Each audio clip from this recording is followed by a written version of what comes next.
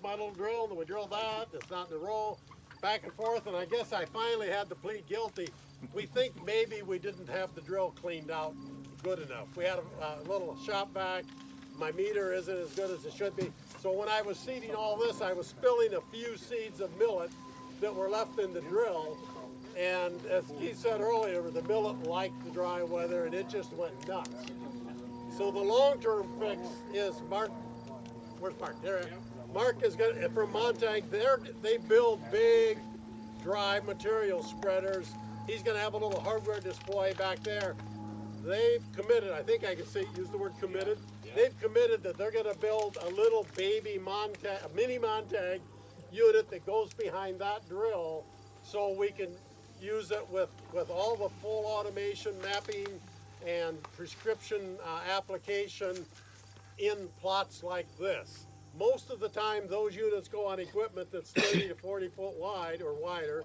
What we're doing is making a really tiny version of it, but it goes back to the idea of we're trying to use the equipment that a commercial grower has access to rather than going just back into the hobby world and that sort of thing.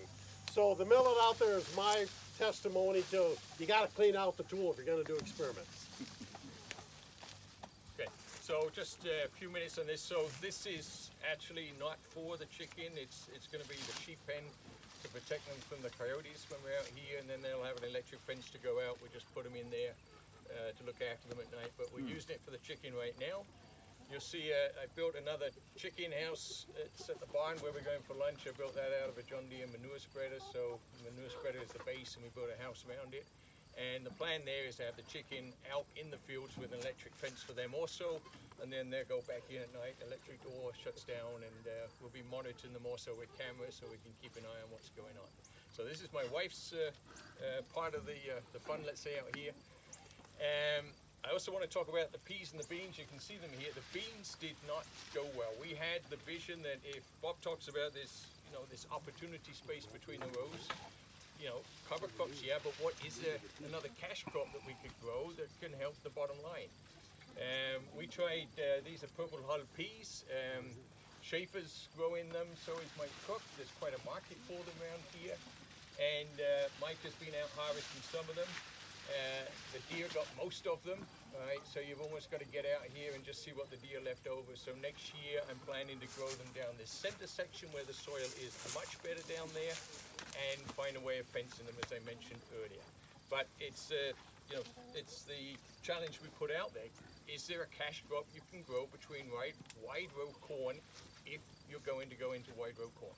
We put rye down first, then we put the peas in, and I would say we would have got a great crop had it not been for the deer.